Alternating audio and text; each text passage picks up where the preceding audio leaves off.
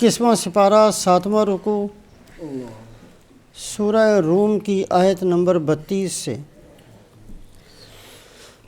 اعوذ باللہ من الشیطان الرجیم، بسم اللہ الرحمن الرحیم۔ من الذین فرقوا دینہم وکانوا شیعا کل حزب بما لدیہم فرحون۔ وَإِذَا مَسَّ النَّاسَ ضُرٌّ دَعَوْا رَبَّهُمْ مُنِيبِينَ إِلَيْهِ ثُمَّ إِذَا أَذَاقَهُم مِّنْهُ رَحْمَةً إِذَا فَرِيقٌ مِّنْهُم بِرَبِّهِمْ يُشْرِكُونَ لِيَكْفُرُوا بِمَا آتَيْنَاهُمْ فَتَمَتَّعُوا فَسَوْفَ تَعْلَمُونَ أَمْ أَنزَلْنَا عَلَيْهِمْ سُلْطَانًا فَهُوَ يَتَكَلَّمُ بِمَا كَانُوا بِهِ يُشْرِكُونَ وَإِذَا أَذَقْنَا النَّاسَ رَحْمَةً فَرِحُوا بِهَا وَإِن تُصِبْهُمْ سَيِّئَةٌ بِمَا قَدَّمَتْ أَيْدِيهِمْ إِذَا هُمْ يَقْنَطُونَ أَوَلَمْ يَرَوْا أَنَّ اللَّهَ يَبْسُطُ الرِّزْقَ لِمَن يَشَاءُ وَيَقْدِرُ إِنَّ فِي ذَلِكَ لَآيَاتٍ لِقَوْمٍ يُؤْمِنُونَ فَآتِ ذَا الْقُرْبَى حَقَّهُ وَالْمِسْكِينَ وَابْنَ السَّبِيلِ ذَلِكَ خَيْرٌ لِلَّذِينَ يُرِيدُونَ وَجْهَ اللَّهِ وَأُولَئِكَ هُمُ الْمُفْلِحُونَ وَمَا آتَيْتُم مِّن رِّبًا لِّيَرْبُوَ فِي أَمْوَالِ النَّاسِ فَلَا يَرْبُو عِندَ اللَّهِ وَمَا آتَيْتُم مِّن زَكَاةٍ تُرِيدُونَ وَجْهَ اللَّهِ فَأُولَئِكَ هُمُ الْمُضْعِفُونَ اللہ الذی خلقکم ثم رزقکم ثم یمیتکم ثم یحییکم هل من شرکائکم من یفعل من ذلکم من شیء سبحانہ وتعالی عما یشرکون۔ امت مسلمہ 1440 سال سے زائد اس امت کی عمر ہو چکی ہے۔ اس لمبے زمانے کے اندر اس امت مسلمہ نے عروج اور زوال کے بہت سے مناظر دیکھے ہیں۔ تنزل اور پستی اور ترقی کی بہت ساری داستانیں ہم سنتے رہتے ہیں۔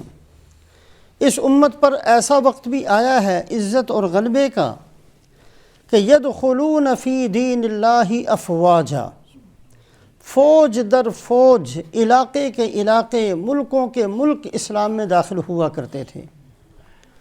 اور ایسا دور بھی اس امت پر آیا ہے ذلت کا اور بے حیثیت ہونے کا کہ ایک آدمی اپنے آپ کو مسلمان بتاتے ہوئے شرماتا ہے۔ ایسا دور بھی اس امت پر گزرا ہے۔ ایسی دنیا کی بے رغبتی اور آخرت اتنی زیادہ سامنے ہوا کرتی تھی کہ قیصر اور کسریٰ کے خزانے ان کے قدموں میں آئے اور انہوں نے لینے سے انکار کر دیا کہ ہمیں نہیں چاہیے۔ اور ایسے واقعات بھی اس امت کے اندر ملتے ہیں کہ ایک چھوٹی سی بچی کی کان میں سے بالی نکالنے کے لیے کان ہی کاٹ لیا۔ ایسے واقعات بھی اس امت کے اندر بہترین قسم کے ملتے ہیں کہ 7 آدمی پیاسے مر گئے اور پانی نہیں پیا، صرف اس لیے کہ میرا بھائی پانی پی لے۔ اور ایسے واقعات بھی ملتے ہیں کہ اپنے دودھ پیتے ہوئے بچے کو اس لیے قتل کروا دیا کہ بڑا ہو کر کہیں وراثت میں میرا حصے دار نہ بن جائے۔ تو ہر طرح کے حالات اس امت کے اوپر آئے ہیں اور مختلف زمانوں کے اندر مختلف قسم کے دور کتابوں میں لکھے ہوئے ہیں، اس امت پر گزرتے رہے ہیں۔ لیکن ایک چیز جو تمام ادوار کے اندر، جو پستی اور تنزل کے جتنے بھی دور ہیں، ان تمام دوروں کے اندر ایک چیز جو ملتی ہے وہ یہ ملتی ہے کہ جب کبھی بھی تنزل اور پستی کا دور آیا علم کی کمی نہیں تھی۔ یہ ایک عجیب قسم کی بات ہے کہ جب بھی اس امت پر زوال آیا ہے اور جب بھی اس امت پر پستی اور تنزل کا کوئی وقت آیا ہے، کسی بھی دور کو اٹھا کر دیکھ لیا جائے اس میں علم میں کوئی کمی نہیں تھی، جاننے والے بہت سارے تھے۔ سب سے پہلا فتنہ حضرت عثمان رضی اللہ تعالیٰ عنہ کے خلاف بغاوت کا اس امت کے اندر پیش آیا۔ حضرت عثمان رضی اللہ تعالیٰ عنہ نے وہ آخری خطبہ جب ان کا محاصرہ کر لیا گیا اور ان کو قتل کرنے کا پورا پروگرام بنا دیا گیا۔ اور حضرت عثمان رضی اللہ تعالیٰ عنہ نے وہ جو خطبہ دیا ہے، اس خطبے کے اندر اپنی مکان کی چھت کے اوپر کھڑے ہو کر فرمایا کہ اے لوگو، تم اس بات کو جانتے ہو کہ نہیں جانتے کہ جب مدینہ منورہ کے اندر ہجرت کی تھی مسلمانوں نے، اور آپ صلی اللہ علیہ وسلم نے یہ فرمایا تھا کہ مسجد بہت چھوٹی ہے، جو آدمی مسجد کی جگہ کو خرید کر مسجد کے اندر وقف کر دے گا میں اس کی جنت کی ضمانت دیتا ہوں۔ بتاؤ مسجد نبوی کی زمین سب سے پہلے کس نے خریدی؟ سارے مجمع نے کہا جی آپ نے خریدی، ہمیں پتہ ہے اس بات کا، کوئی کمی نہیں تھی علم میں۔ پھر حضرت عثمان رضی اللہ تعالیٰ عنہ فرمانے لگے، جب مسلمان ہجرت کر کے مدینہ پہنچے تھے اس وقت میٹھے پانی کا ایک ہی کنواں تھا اور وہ یہودی اس کا مالک تھا۔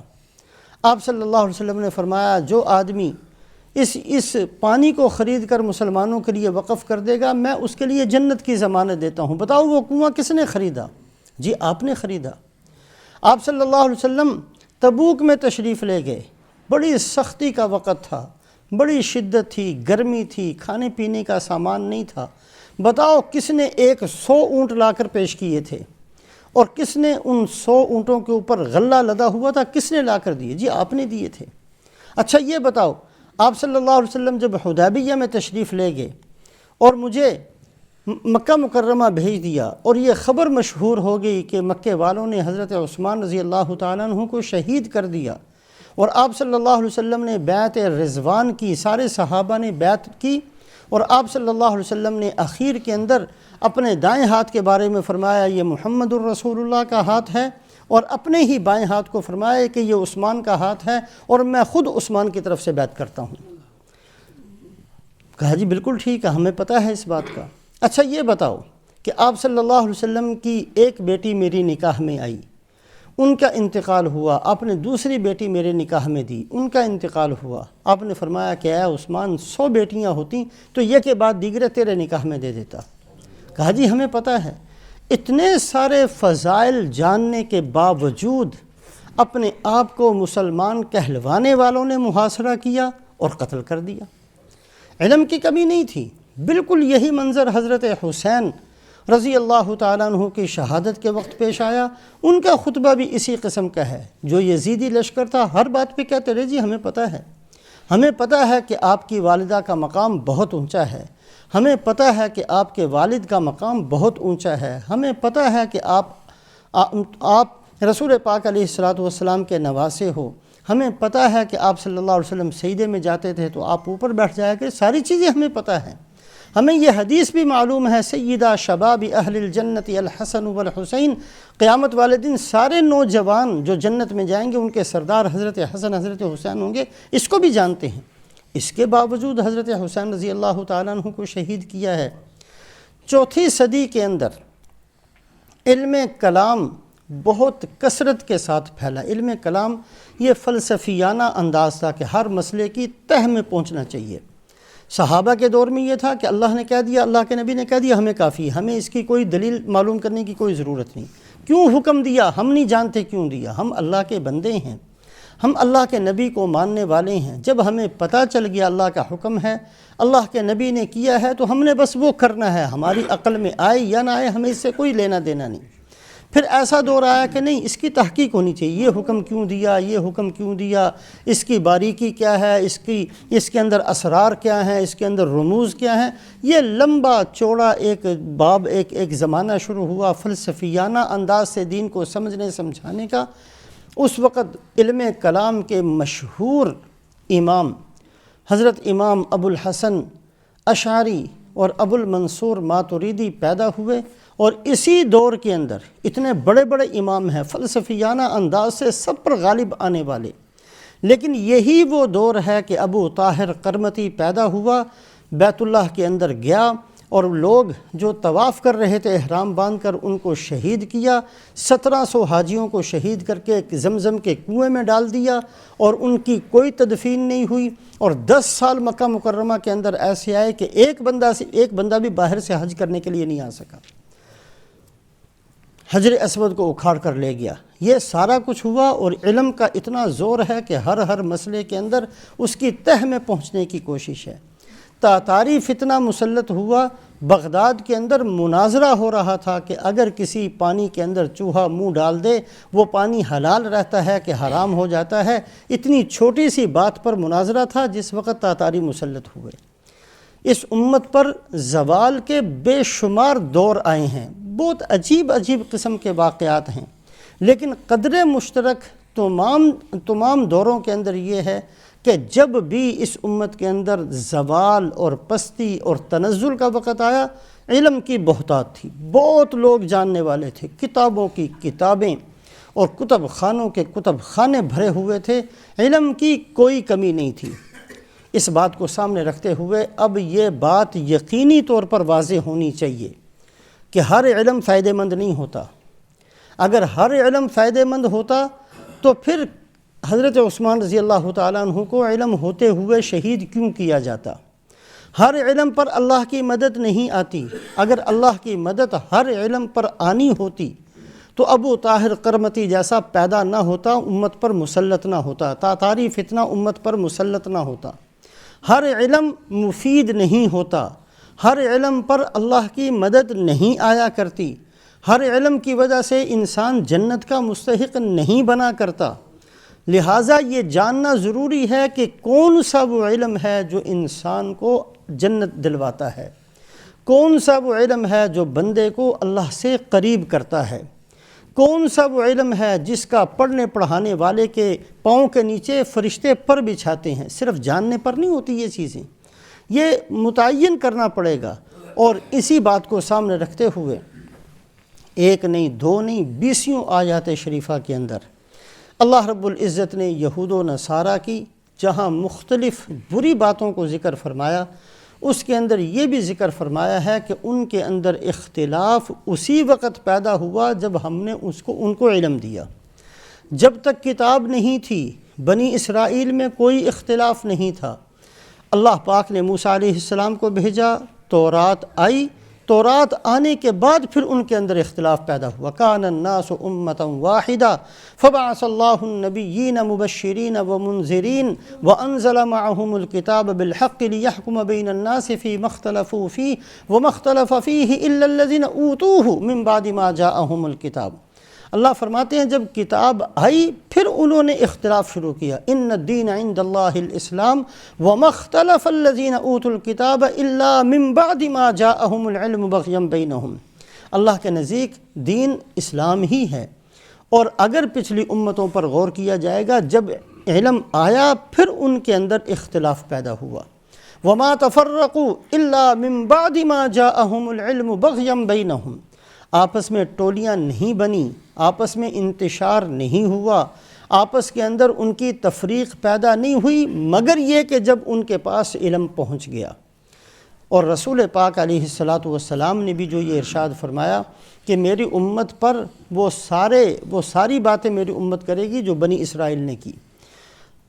اور یہودی 72 فرقوں میں تقسیم ہوئے، 71 فرقوں میں تقسیم ہوئے، نصارہ 72 فرقوں میں تقسیم ہوئے، اور میری امت 73 فرقوں میں تقسیم ہوگی۔ یہ جو تقسیم ہے یہ جہالت کی وجہ سے نہیں ہے، یہ ساری کی ساری ٹولیاں جو بنیں گی، اس امت کی 73 ٹولیاں جس میں سے ایک صرف جنت میں جائے گی، وہ سارے کے سارے علم کی بنیاد پر ہی ہے۔ ہر علم مفید نہیں ہوا کرتا، ہر علم اللہ کی رضا کا سبب نہیں ہوا کرتا، بلکہ بہت سارے علم دنیا والے ان کو علم سمجھتے ہیں، شاید ہم بھی ان کو علم سمجھتے ہوں، اللہ کے ہاں وہ جہالت سمجھے جاتے ہیں، اللہ کے ہاں وہ اللہ سے دوری کا سبب بنتے ہیں، وہ علم وبال بنتا ہے اس جاننے والے کے لیے۔ لہٰذا 4 موٹی، ویسے تو صلحاء نے بہت ساری صفات لکھی ہیں کہ وہ علم جس کو علم نافع کہا جائے وہ کون سا ہے، 4 موٹی موٹی چیزیں سامنے رکھی جائیں۔ سب سے پہلی بات، علم نافع، نفع دینے والا علم، اللہ کو راضی کروانے والا علم وہ ہے جو علم سلف سے خلف تک پہنچا ہو۔ اللہ کے نبی نے صحابہ کو سکھایا، صحابہ نے اپنے بعد والوں کو سکھایا، بعد والوں نے اپنے بعد والوں کو سکھایا۔ وہی جو سلسلے سے ایک علم پہنچتا ہے وہی علم ہے۔ اس کے علاوہ جتنی باتیں ہیں وہ ساری کی ساری دماغی عقلی اختراعات ہوتی ہیں، اس کا نام علم نہیں ہوتا۔ ایک تو اس بات کو سامنے رکھا جائے۔ رسول پاک علیہ الصلاۃ والسلام کے زمانے کے اندر صحابہ جو فصاحت و بلاغت کے امام تھے، عربی زبان اور عربی زبان کے اندر کھڑے کھڑے فی البدی ایک معصوم بچی کھڑے ہو کر 100 اشعار پڑھ دیا کرتی تھی، یہ نہیں کہ پہلے بنا کر، کھڑے کھڑے اسی وقت فصاحت و بلاغت کا دور تھا۔ قرآن پاک کی ایک آیت شریفہ نازل ہوئی، الذین آمنوا ولم یلبسوا ایمانہم بظلم اولئک لہم الامن وہم مہتدون، وہ لوگ جنہوں نے ایمان کو قبول کیا اور پھر اپنے ایمان کے اندر ظلم کی آمیزش نہ کی، یہ وہ بندے ہیں جن کو امن ہوگا اور یہی بندے ہیں ہدایت والے۔ اب صحابہ کرام ڈر گئے کہ جی ظلم تھوڑی بہت زیادتی تو ہر بندے سے ہو جاتی ہے، اللہ فرماتے ہیں ایمان وہ معتبر ہے جس میں ظلم نہ ہو۔ حالانکہ صحابہ ظلم کے معنی کو جاننے والے ہیں۔ آپ صلی اللہ علیہ وسلم کی خدمت میں حاضر ہوئے، آپ نے فرمایا کہ یہاں ظلم سے مراد ظلم نہیں ہے بلکہ شرک مراد ہے۔ اب آپ صلی اللہ علیہ وسلم نے حالانکہ وہ عربی زبان جانتے تھے پھر بھی آیت شریفہ کا معنی صحیح نہیں سمجھے جب تک اللہ کے نبی صلی اللہ علیہ وسلم نے نہیں بتایا۔ آج کا بندہ کھڑے ہو کر کیسے کہہ سکتا ہے جی صرف قرآن پڑھ کر مجھے سارا کچھ پتہ چل جائے گا، صرف حدیث پڑھ کر مجھے سب کچھ آ جائے گا؟ کیسے کہہ سکتا ہے ایک آدمی؟ صحابہ جو عربی زبان کے ماہر ہیں اور قرآن نازل ہوتا ہے تو ضرورت محسوس ہوتی ہے کہ اللہ کے نبی صلی اللہ علیہ وسلم اس آیت شریفہ کی تفسیر کو بیان فرمائیں۔ کیسے کہہ سکتا ہے ایک آدمی کہ صرف قرآن پڑھ کر ہم جنت میں چلے جائیں گے؟ صحابہ فرماتے ہیں کہ رومیوں کے ساتھ لڑائی تھی، رومیوں نے جب حملہ کیا تو ایک نوجوان اکیلا ہی ان کی صفوں کو چیرتا ہوا اندر پہنچ گیا۔ جب وہ اندر پہنچ گیا تو کسی نے زور سے آیت شریفہ پڑھی، وَلَا تُلْقُوا بِأَيْدِيكُمْ إِلَى التَّهْلُكَةِ، اپنے آپ کو ہلاکت میں نہ ڈالو۔ حضرت ابو ایوب انصاری رضی اللہ تعالیٰ صحابی ہیں، موجود تھے، اسی وقت کھڑے ہو گئے میدان جنگ کے اندر ہی، او بھائی تمہیں پتہ بھی ہے یہ آیت شریفہ کہاں نازل ہوئی تھی، کب نازل ہوئی تھی؟ یہ آیت شریفہ تو اس وقت نازل ہوئی جب غزوہ تبوک میں جانے کے لیے آپ نے حکم دیا۔ ہم میں سے کچھ بندوں کے دلوں کے اندر یہ بات آ گئی کہ اب تو مسلمان بہت سارے ہو گئے ہیں، اگر 2-4 نہ جائیں گے تو کیا فرق پڑتا ہے، اسلام کی مدد کرنے والے بہت پیدا ہو گئے۔ اس وقت یہ آیت اتری تھی کہ اگر تم اپنے گھروں کے اندر بیٹھ گئے اور تم نے جہاد نہ کیا تو یہ تمہارے لیے ایسا ہے جیسے تم نے اپنی جانوں کو خود ہلاکت میں ڈال دیا ہے۔ ایک آدمی جا رہا ہے اور تم اس کے لیے یہ آیت شریفہ پڑھتے ہو، ابھی سے ہمارے ہوتے ہوئے آیت شریفہ کا معنی اور مطلب تم نے بدل دیا۔ تو علم جو اللہ کے نزدیک علم نافع بنتا ہے، ایک تو اس کی شرط یہ ہے کہ وہ اسی سلسلے سے ہم تک پہنچا ہو۔ اللہ کے نبی نے صحابہ کو بتایا، صحابہ نے بعد والوں کو بتایا، بعد والوں نے بعد والوں کو بتایا، صلحاء سے صلحاء تک منتقل ہوتے ہوتے جو بات آج ہمیں ملی ہے وہی دین حق ہے، وہی علم ہے جو علم نافع ہے، وہی علم ہے جو بندے کو جنت میں لے کر جائے گا، اور وہی علم ہے جس کی وجہ سے بندے کو ہدایت ملے گی۔ دوسری شرط یہ ہے کہ صرف جاننا نہ ہو بلکہ اس کے ساتھ دین کی سمجھ بھی ہو۔ بعض دفعہ بہت کچھ جانتے ہیں لیکن اس کے اندر دین کی سمجھ نہیں ہوتی۔ آپ صلی اللہ علیہ وسلم کے ایک غلام تھے حضرت ابو رافع رضی اللہ تعالیٰ عنہ۔ آپ صلی اللہ علیہ وسلم نے ایک دفعہ ان سے فرمایا، کیف بک یا ابا رافع اذا افتقرت، اے ابو رافع تمہارا کیا حال ہوگا جب تم فقیر ہو جاؤ گے۔ ایک پیشین گوئی آپ نے فرمائی کہ تمہارے اوپر فقر آنے والا ہے۔ جیسے بہت ساری باتیں آپ نے صحابہ کو اور اپنی امت کو بتائیں کہ یہ حالات آئیں گے، اس صحابی کو فرمایا کہ تم فقیر ہو جاؤ گے، کنگال ہو جاؤ گے۔ جس وقت یہ آپ نے فرمایا ہے، حضرت ابو رافع فرماتے ہیں کہ 40,000 دینار کا میں مالک تھا۔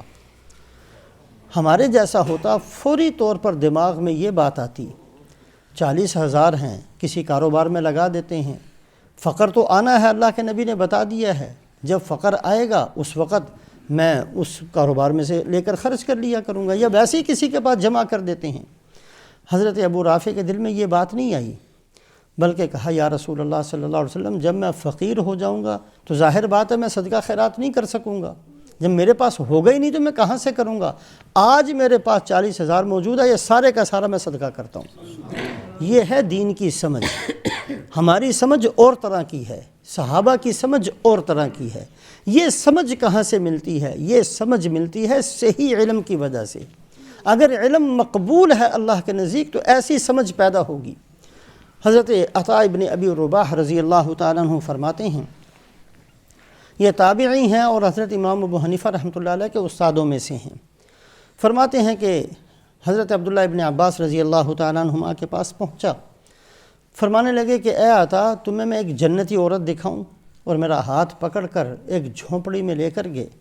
وہاں ایک کالے رنگ کی بوڑھی عورت بیٹھی ہوئی تھی۔ فرمایا یہ جنتی عورت ہے، اور اس کا قصہ یہ ہے کہ یہ عورت آپ صلی اللہ علیہ وسلم کی خدمت میں حاضر ہوئی تھی، اور آ کر اس نے عرض کیا، یا رسول اللہ صلی اللہ علیہ وسلم، میرے اوپر مرگی کا دورہ پڑتا ہے، میں بے ہوش ہو کر گر جاتی ہوں، دعا فرما دیجئے اللہ اس مصیبت سے مجھے نجات دے دے۔ آپ صلی اللہ علیہ وسلم نے فرمایا کہ اگر تو چاہے تو میں تیرے لیے دعا کر دوں، تجھے صحت مل جائے، اور اگر تو چاہے تو صبر کر لے اور میں تیرے لیے جنت کا وعدہ کر لیتا ہوں۔ اب یہ سمجھ ہے۔ کہا جی دنیا کی زندگی تو تھوڑی سی ہے، میں آپ سے یہی میں صبر کروں گی، آپ مجھے جنت کا ہی وعدہ فرما دیں۔ یہ ہے آخرت سامنے رکھنا، یہ ہے علم مقبول کی نشانی۔ جس بندے کے پاس ایسا علم ہو جو علم نافع ہو تو یہ دین کی سمجھ ملا کرتی ہے۔ اگر دین کی سمجھ نہیں مل رہی اور دین پڑھنے کے بعد بھی بندے کے دل میں دنیا کی محبت اور دنیا کی حرص اور یہ اس طرح کی گندی چیزیں اس کے اندر پیدا ہوتی چلی جا رہی ہیں، تو اس کا مطلب یہ علم نافع نہیں ہے۔ علم نافع ہوتا تو اس کی حالت بدل جاتی۔ تیسری چیز یہ ہے کہ علم وہ مقبول ہوگا جس علم کے بعد اللہ کا ڈر دل میں بڑھتا چلا جائے۔ انما یخشی اللہ من عبادہ العلماء، اللہ فرماتے ہیں جاننے والے تو وہ ہیں جو اللہ سے ڈرنے والے ہوں۔ خوف و خشیت بڑھتا چلا جائے، اللہ کا ڈر بڑھتا چلا جائے۔ صدیق اکبر رضی اللہ تعالیٰ عنہ ہیں، حضرت عمر رضی اللہ تعالیٰ عنہ ہیں، حضرت عثمان، بڑے بڑے صحابہ آپ صلی اللہ علیہ وسلم بار بار بشارت دیتے ہیں کہ تم جنتی ہو، اللہ تمہاری جنت کا فیصلہ کر چکے ہیں، اور یہ حضرات ہیں کہ ساری ساری رات روتے چلے جا رہے ہیں۔ ان کا ڈر اور زیادہ بڑھتا چلا جا رہا ہے۔ حضرت سعد ابن ربیع رضی اللہ تعالیٰ عنہ جو غزوہ احد میں شہید ہوئے، ان کی بیٹی آئیں، صدیق اکبر جلدی سے کھڑے ہوئے ان کے لیے اپنی چادر بچھائی۔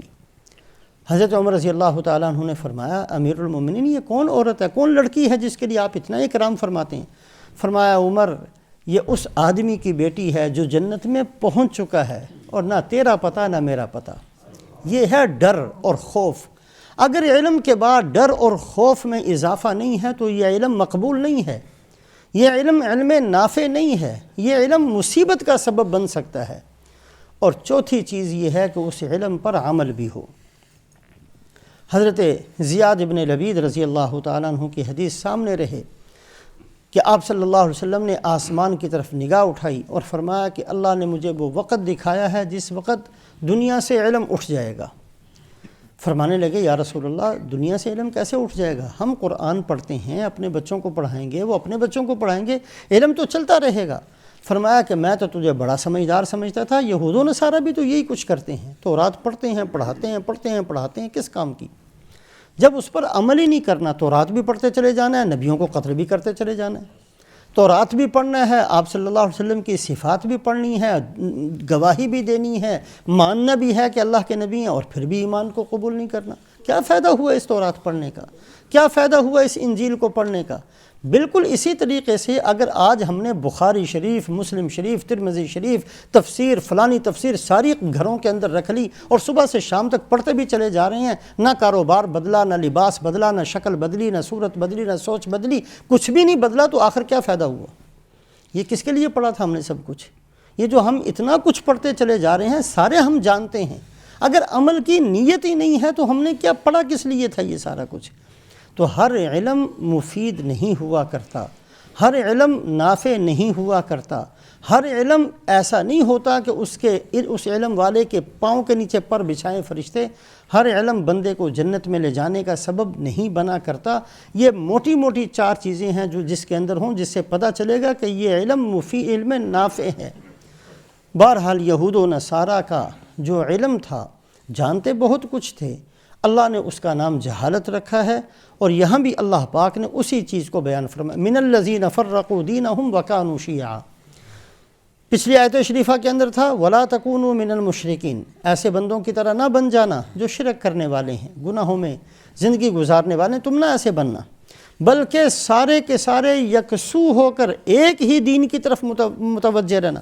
فَأَقِمْ وَجْهَكَ لِلدِّينِ حَنِيفًا، جو اللہ نے اپنے نبی کو خطاب فرمایا، اسی پر عمل کرتے رہنا، یہ مشرکین کی طرح، یہود و نصارہ کی طرح نہ بن جانا، اس لیے کہ انہوں نے بے شمار ٹولیاں بنا لی، بے شمار فرقوں میں بٹ گئے، کل حزب بما لدیہم فرحون۔ اور اس کے بعد ایک اور مصیبت جو ان کے اندر پیدا ہوئی، وہ یہ پیدا ہوئی کہ جو جس چیز کے اندر لگا ہوا اسی میں خوش ہے، تکلیف ہی نہیں گوارا کرتے کہ تحقیق تو کر لیں کہ ہماری تحقیق ٹھیک بھی ہے کہ نہیں ہے، جو ہم سمجھے ہیں یہ ٹھیک بھی سمجھے ہیں کہ نہیں سمجھے ہیں، جو ہم کر رہے ہیں ہمارا کرنا درست بھی ہے کہ نہیں ہے۔ کل حزب بما لدیہم فرحون، جو گناہ میں لگا ہوا ہے وہ گناہ میں خوش ہے، جو نافرمانی میں لگا ہوا ہے وہ نافرمانی میں خوش ہے، جس نے فرائض چھوڑے ہوئے ہیں وہ فرائض چھوڑ کر خوش ہے، جس نے واہیات خرافات اختیار کی ہوئی ہیں وہ اسی کے اندر خوش ہے۔ جیسے آج ہماری زندگی ہے، یہی حال یہود و نصارہ کا تھا، کل حزب بما لدیہم فرحون، جتنا جو کچھ ہے اس پر راضی اور خوش ہیں۔ مسلمان کی شان یہ نہیں ہوا کرتی، مسلمان تو ہر وقت لرزاں ترساں خوف زدہ رہتا ہے کہ پتہ نہیں میرے ساتھ کیا ہونے والا ہے، پتہ نہیں میرے ساتھ کیا ہوگا۔ یہی صلحاء کا طریقہ، یہی صحابہ کی حالت، اور یہی آج تک اہل اللہ کی عادت رہی ہے کہ ہر وقت خوف زدہ رہتے ہیں کہ پتہ نہیں کیا ہونے والا ہے، پتہ نہیں ہمارا خاتمہ کس حالت میں ہوگا، پتہ نہیں ہمارا کوئی عمل قبول ہوگا کہ نہیں ہوگا۔ اسی حالت میں ہر وقت رہنا، اور یہ نہیں کہ مطمئن ہو کر بیٹھے رہنا۔ آپ صلی اللہ علیہ وسلم نے ارشاد فرمایا، من طلب العلم لیجاری بہ العلماء او لیماری بہ السفہاء او یصرف بہ وجوہ الناس ادخلہ اللہ النار۔ جس آدمی نے علم سیکھا، لیکن سیکھا اس لیے تاکہ وہ علماء سے مقابلہ کر سکے۔ بہت سارے بندے آ کر بات پوچھتے ہیں، وہ بات پوچھنی نہیں ہوتی، بتانی ہوتی ہے کہ جی تمہیں پتہ بھی ہے، ایسے مولوی بنے بیٹھے ہو، مجھے پتہ ہے اس مسئلے کا۔ پوچھنے کے لیے نہیں بلکہ بتانے کے لیے مسئلہ پوچھتے ہیں۔ جس آدمی نے اس نیت سے علم کو حاصل کیا صرف مقابلہ کرنے کے لیے، او لیماری بہ السفہاء، یا یہ ہے کہ ان پڑھ بندوں پر اپنا رعب جمانے کے لیے کہ تمہیں کچھ آتا جاتا نہیں ہے، مجھے بہت کچھ آتا ہے، او یصرف بہ وجوہ الناس، یا صرف اس لیے دین کو سیکھا ہے کہ لوگ میری طرف متوجہ ہو جائیں، یہ علم کا سیکھنا اس کے جہنم میں جانے کا سبب ہے۔ 3 آدمی بغداد کی طرف جا رہے تھے۔ بغداد میں حضرت جنید بغدادی رحمۃ اللہ علیہ تشریف فرماتے، بہت بڑے اللہ والے ہیں۔ 3 آدمی بغداد کی طرف جاتے ہوئے ایک جگہ پر ٹھہر گئے، ایک دوسرے سے پوچھنے لگے بھئی کہاں جا رہے ہو؟ تینوں نے کہا جی بغداد جا رہے ہیں۔ کہا اچھا ایک ہی جگہ جا رہے ہیں تو چلو اکٹھے ہو کر چلتے ہیں۔ اب اکٹھے ہو کر چلنا شروع کر دیا۔ ایک نے دوسرے سے پوچھا بھی بغداد کس لیے جا رہے ہو؟ اس نے کہا جی میں تو بغداد اس لیے جا رہا ہوں کہ میں نے سنا ہے کہ حضرت جنید بغدادی اللہ والے ہیں، بہت بڑے بزرگ ہیں، بغداد میں رہتے ہیں، میں جاؤں گا تاکہ بزرگوں کی کوئی توجہ میری طرف ہو جائے، کوئی میری اصلاح ہو جائے، کوئی میری طرف توجہ فرما لیں، کوئی میرے لیے دعا فرما دیں، کوئی میری آخرت بن جائے، میں تو اس نیت سے بغداد جا رہا ہوں۔ دوسرے سے پوچھا تم کہاں جا رہے ہو؟ کہا جا تو میں بھی بغداد رہا ہوں، میں بھی حضرت جنید بغدادی کے پاس ہی جا رہا ہوں، لیکن میرے جانے کی غرض اور نیت یہ ہے کہ میں کنگال فقیر آدمی ہوں، بتھیرا محنت کر کے میں نے دیکھ لی، نہ مجھے رزق ملتا ہے، کئی مسئلے میرے اوپر ہر وقت مسلط رہتے ہیں، نیک بندے ہیں، اللہ کے بزرگ ہیں، اس لیے جا رہا ہوں کہ جا کر کوئی دعا کراؤں، اللہ میری مصیبتوں کو دور کر دے، میں تو دعا کی نیت سے جا رہا ہوں۔ تیسرے سے کہا بھی آپ کہاں جا رہے ہو؟ کہا جا میں بھی بغداد ہی رہا ہوں، اور میری نیت بھی جنید بغدادی کے پاس ہی جانے کی ہے، لیکن میں ایک پڑھا لکھا آدمی ہوں، میں ان کا امتحان کرنے کے لیے جا رہا ہوں کہ کچھ ان کو آتا جاتا بھی ہے کہ نہیں۔ ایسے لوگوں کے اندر اپنی بزرگی چمکائی ہوئی ہے اور لوگوں کو ایسے پیچھے لگایا ہوا ہے، ان کو کچھ پتہ بھی ہے کہ نہیں۔ میں پڑھا لکھا آدمی ہوں، میں جا کر ان کا امتحان لینے کے لیے جا رہا ہوں۔ اب یہ تینوں کے تینوں سفر کرتے کرتے حضرت جنید بغدادی رحمۃ اللہ علیہ کی خدمت میں پہنچے۔ ابھی جا کر مسئلہ بھی نہیں بتایا تھا کہ اللہ کی طرف سے بتا دیا گیا۔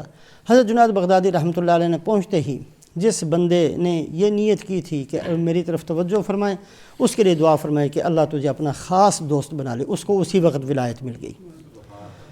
دوسرا بندہ اس کے لیے اسی وقت دعا فرمائے اللہ تعالیٰ تیری ساری ضرورتیں مصیبتیں دور فرمائے، تیری ضرورتیں پوری کرے، وہ اللہ نے اس کو غنی بنا دیا۔ اور تیسرے کو کہا کہ اچھا بھائی تمہاری مرضی ہے، جیسے تم رہنا چاہتے ہو ایسے ہی رہو۔ وہ ساری زندگی اسی بکواس کے اندر رہا، کون کیا کرتا ہے، کون کیا کرتا ہے، کون کیا کرتا ہے، کون اسی میں مرمرا گیا۔ اگر ساری دنیا جنت میں چلی جائے، میں نہیں گیا تو میرا تو مسئلہ نہیں حل ہوا، میں تو مصیبت میں پھنسا رہا۔ وہ کیا کرتا ہے، وہ کیا کرتا ہے، وہ کہ مجھے یہ تو نہیں پوچھا جائے گا قیامت والے دن۔ مجھ سے تو سوال یہ ہونا کہ تو نے کیا کیا ہے، تیرے پلے کیا ہے، تیرے پاس کچھ ہے کہ نہیں ہمارے پاس لانے کے لیے۔ مجھ سے تو نہیں سوال ہونا کہ فلانے نے نماز پڑھی تھی کہ نہیں پڑھی تھی، اور فلانے کی عادت ٹھیک تھی کہ نہیں ٹھیک تھی، اور فلانے کی سوچ ٹھیک تھی کہ نہیں ٹھیک تھی، اور فلانے نے اپنی مجلس کے اندر بیٹھ کر کون سی، یہ مجھ سے تو نہیں سوال ہونے۔ کتنا بڑا بیوقوف ہے وہ آدمی جو ایسی چیزوں میں ساری زندگی برباد کر دے جو اس کے لیے نقصان دہ ہے۔ تو یہ کل حزب بما لدیہم فرحون، یہ عادت تھی گمراہ لوگوں کی، یہ عادت تھی یہود و نصارہ کی کہ تمام گناہوں کے باوجود بڑے مطمئن ہیں، جی ہم ٹھیک ٹھاک ہیں، ٹھیک ہے، ہم خوش ہیں اپنی زندگی پر۔ صلحاء کی یہ عادت نہیں، رسول پاک علیہ السلام کی یہ تربیت نہیں۔ تو اللہ فرماتے ہیں کہ ان میں سے ایسے بندے ہیں جنہوں نے دین کو مختلف ٹولیوں میں بانٹ لیا اور پھر خوش ہو کر بیٹھ گئے ہیں۔ مطلب یہ ہے کہ یہ راستہ اختیار نہیں کرنا، بلکہ راستہ جو اختیار کرنا ہے فَأَقِمْ وَجْهَكَ لِلدِّينِ حَنِيفًا، کہ خالصتاً سب سے کٹ کٹا کر یکسو ہو کر اللہ کی طرف متوجہ ہو جاؤ۔ وَإِذَا مَسَّ النَّاسَ ضُرٌّ دَعَوْا رَبَّهُمْ مُنِيبِينَ إِلَيْهِ۔ انسانوں کی ایک کمزوری اللہ بیان فرماتے ہیں کہ عام لوگوں کی حالت یہ ہے کہ جب ان کو کوئی مصیبت پہنچتی ہے تو اللہ کی طرف متوجہ ہو کر بڑی دعائیں مانگتے ہیں، اے اللہ تو ٹھیک کر دے، اے اللہ اس مصیبت سے نجات دے دے۔ ثم اذا اذاقهم منه رحمة، پھر اللہ پاک ان کو تھوڑی سی اپنی رحمت چکھا دیتے ہیں۔ اذا فریق منهم بربهم یشرکون، تو پھر ان میں سے کچھ لوگ اللہ کے ساتھ شریک کرنا شروع کر دیتے ہیں۔ مصیبت کے وقت میں سب کی نیت تھی کہ جی ہم تھوڑا سا کچھ مل جائے، بس عبادت ہی کرنی، اور ہم نے کرنا کیا ہے، یہ ایک تھوڑا سا مسئلہ حل ہو جائے، یہ مکان نہیں ہے ایک مکان مل جائے، دکان نہیں ہے ایک دکان مل جائے، یہ بیٹی کی شادی ہو جائے بیٹے کی شادی ہو جائے، اتنا سا مسئلہ میرا حل ہو جائے، میں نے تو ساری زندگی مسجد میں بیٹھ کر اللہ اللہ کرنی ہے۔ مسئلہ حل ہو گیا، پھر کوئی اور مسئلہ کھڑا کر دیا، پھر وہ حل ہو گیا، پھر کوئی اور مسئلہ کھڑا کر دیا۔ پہلے نیت تھی کہ یہاں تک میں نے دوڑ کر چل کر جانا ہے، نشان لگا لیا، وہاں پہنچے تو وہ اٹھا کر آگے کر دیا، اب وہاں تک دوڑنا ہے۔ ساری زندگی اسی مصیبت کے اندر گزر گئی، سارا وقت اسی کے اندر ضائع ہو گیا، توفیق ہی نہ ملی۔ سوچتے رہے کہ حج کریں گے تو حج کے بعد اپنے آپ کو ٹھیک کر لیں گے، حج کی بھی اللہ نے توفیق دے دی، زمیں جنبد نہ جنبد گل محمد، ہم ویسے کے ویسے ہی رہے۔ پھر نیت کی کہ اچھا دوبارہ عمرہ کرنے جائیں گے تو اپنے آپ کو ٹھیک کر لیں گے، دوبارہ عمرے کی بھی توفیق دے دی، پھر ویسے کے ویسے ہی رہے۔ اچھا یہ کام ہو گیا تو ٹھیک ہو جائیں گے، بال سفید آنے شروع ہو جائیں گے تو ہم ٹھیک ہو جائیں گے، عمر 50 سال کی ہو جائے گی تو ہم ٹھیک ہو جائیں گے، عمر 60 سال کی ہو جائے گی تو ہم اسی نیتوں میں چلتے چلتے چلتے اذا المنیۃ انشبت اظفارہا الفیت کل تمیمۃ لا تنفع، موت نے آ کر اپنے پنجے گاڑ دیے کہ بس کافی تمہارے پروگرام پلان بن گئے، اب چلو ہمارے ساتھ، دنیا چھوڑ چھاڑ کر جانا پڑ گیا۔ تو اللہ فرماتے ہیں کہ یہ انسانوں کی کمزوری ہے کہ تھوڑی سی مصیبت آتی ہے تو متوجہ ہو جاتے ہیں، اور ہم ہی ان کو تھوڑا سا دے دیتے ہیں تو ہم ہی کے ہمارے ساتھ ہی کسی اور کو شریک کر لیتے ہیں۔ لیکفروا بما آتیناہم، جو ہم نے دیا اس کی ناشکری شروع کر دیں۔ فتمتعوا، ٹھیک ہے تھوڑا سا فائدہ اٹھا لو، فسوف تعلمون، عنقریب تمہیں پتہ چل جائے گا کیا کر کے آئے ہو، اچھا کر کے آئے ہو کہ برا کر کے آئے ہو۔ ہم نے اس لیے تو نہیں دیا تھا کہ ہمارے مقابلے میں آ کر کھڑے ہو جاؤ۔ فسوف تعلمون ام انزلنا علیہم سلطانا فہو یتکلم بما کانوا بہ یشرکون، یا کبھی اس بات کو سوچا ہے کہ ہم نے کوئی آسمان سے دلیل، کوئی کتاب اتاری تھی جس نے تمہیں بول کر یہ بتایا ہو کہ جو تم شرک کر رہے ہو ٹھیک ہے؟ نہ اللہ نے شرک کی اجازت دی، نہ کسی نبی نے آ کر شرک کی اجازت دی، نہ تمہاری اپنی عقل اس کو تسلیم کرتی ہے۔ مصیبت کے وقت اللہ کو پکارتے ہو، پھر سارے کے سارے تھوڑی سی نعمت ملی تو اللہ کے خلاف چلنا شروع کر دیا۔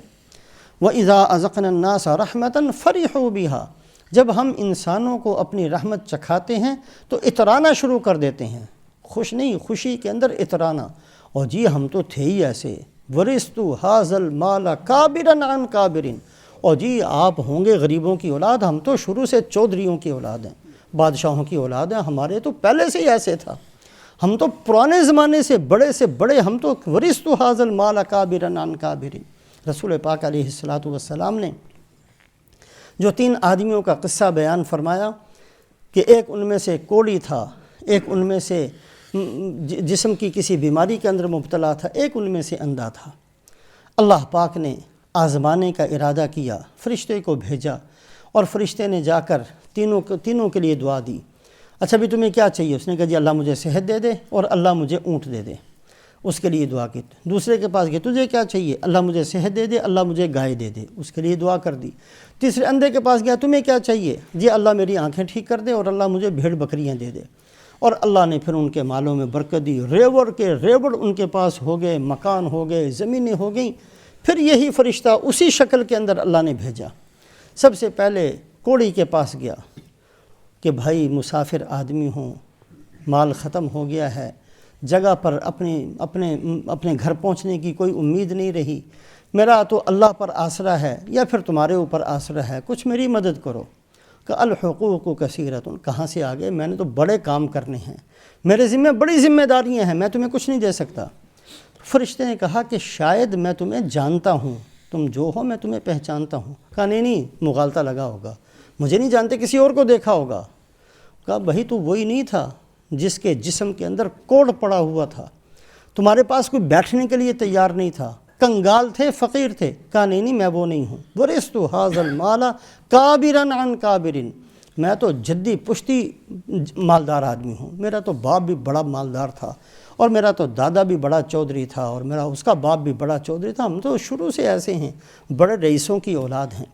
تو انسان کی حالت یہ ہے کہ جب اللہ تھوڑا سا دے دیں فرحوا بہا، اترانا شروع کر دیتا ہوں جی ہم تو شروع سے ایسے ہیں۔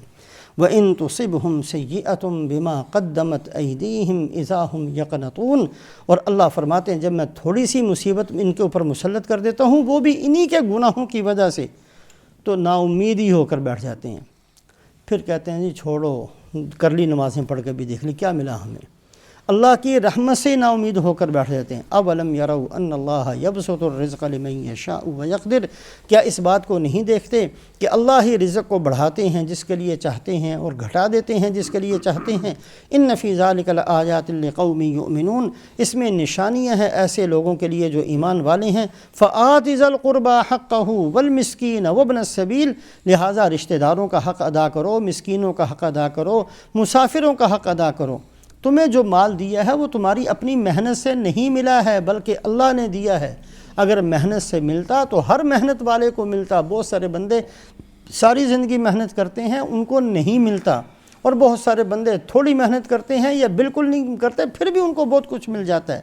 یہ دلیل ہے کہ جو کچھ ہے اللہ کا دیا ہوا ہے۔ جب اللہ کا دیا ہوا ہے تو اللہ پاک نے جن کے حقوق ذمہ لگائے ہیں ان کے حق کو ادا کرو، خواہ وہ رشتہ دار ہوں، خواہ وہ مسکین ہوں، خواہ وہ مسافر ہوں۔ ذالک خیر للذین یریدون وجہ اللہ، یہ بہتر ہے ان لوگوں کے لیے جو اللہ کی رضا کے طلبگار ہیں۔ واولئک ھم المفلحون، اور وہ لوگ وہی لوگ ہیں جو کامیاب ہیں۔ وما آتیتم من ربا لیربو فی اموال الناس فلا یربو عند اللہ، اور جو تم کسی کو مال دیتے ہو سود پر تاکہ تمہارا مال بڑھ جائے تو یاد رکھنا ایسا مال نہیں بڑھتا۔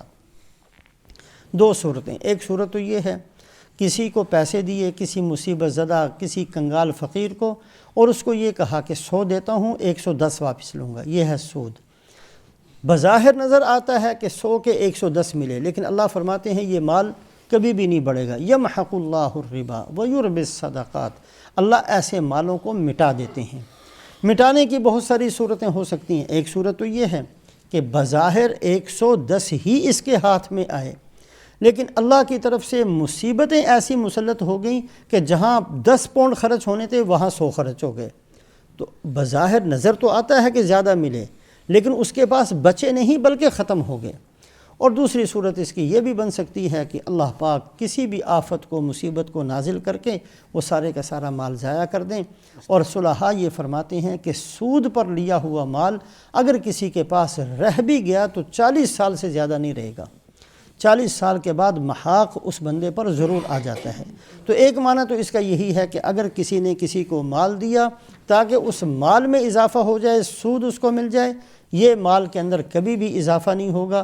اور دوسرا معنی اس کا یہ ہے کہ کسی کو ہدیے میں مال دیا لیکن نیت یہی ہے کہ یہ بھی مجھے میری ضرورت کے وقت دے، جیسے عام طور پر شادیوں میں ہوتا ہے، اس نے مجھے 10 دیے تو مجھے بھی یہ جب میرے بچے کی شادی ہوگی یہ بھی مجھے 20 دے گا۔ کسی کو کپڑے دینا، جیسے عام طور پر عورتوں میں عادت ہے، جوڑا دیا، میں تو وہاں گئی تھی مجھے تو انہوں نے دیا ہی نہیں، بھی اس لیے تھوڑی دیا تھا کہ اس کا بدلہ لینا ہے۔ تو بہرحال اگر ہدیہ کی نیت سے بھی دیا لیکن نیت یہ ہے کہ جب مجھے ضرورت پڑے گی تو مجھے ملے گا، یہ بھی ایک سود ہی کی صورت ہے۔ ایسے مال کے اندر بھی اللہ کی طرف سے کوئی برکت نہیں ہوتی۔ وما آتیتم من زکاۃ تریدون وجہ اللہ فاولئک هم المضعفون، اور جو تم زکوٰۃ کے طور پر مال دیتے ہو جس میں نیت اللہ کی رضا ہوتی ہے، اس مال کے اندر اللہ ضرور بالضرور اضافہ کرتے ہیں۔ اللہ الذی خلقکم، اللہ وہ ہیں جنہوں نے آپ کو پیدا کیا، ثم رزقکم، پھر اللہ ہی رزق دیتے ہیں، ثم یمیتکم، پھر اللہ ہی موت دیں گے، ثم یحییکم، پھر اللہ ہی دوبارہ زندہ کریں گے۔ هل من شرکائکم من یفعل من ذلکم من شیء، اللہ کے علاوہ کوئی ہے جو یہ سارے کام کر سکے؟ ہرگز کوئی نہیں ہے، ہرگز کوئی یہ کام نہیں کر سکتا۔ سبحانہ، لہٰذا اللہ پاک ہیں، وتعالی عما یشرکون، اور بہت بلند ہیں اس بات سے کہ اللہ کے ساتھ کسی اور کو برابر لا کر کھڑا کر دیا جائے اور اللہ کے ساتھ کسی کو شریک کیا جائے۔ اللہ اپنے فضل و احسان سے عمل کی توفیق ہمیں نصیب فرمائے۔ اللہم صلی علی سیدنا و مولانا محمد وعلی آل سیدنا و مولانا محمد وبارک وسلم۔ ربنا ظلمنا انفسنا وان لم تغفر لنا وترحمنا لنكونن من الخاسرین۔ ربنا آتنا فی الدنیا حسنة وفی الآخرة حسنة وقنا عذاب النار۔ سبحان ربک رب العزة عما یصفون وسلام علی المرسلین والحمد للہ رب العالمین برحمتک۔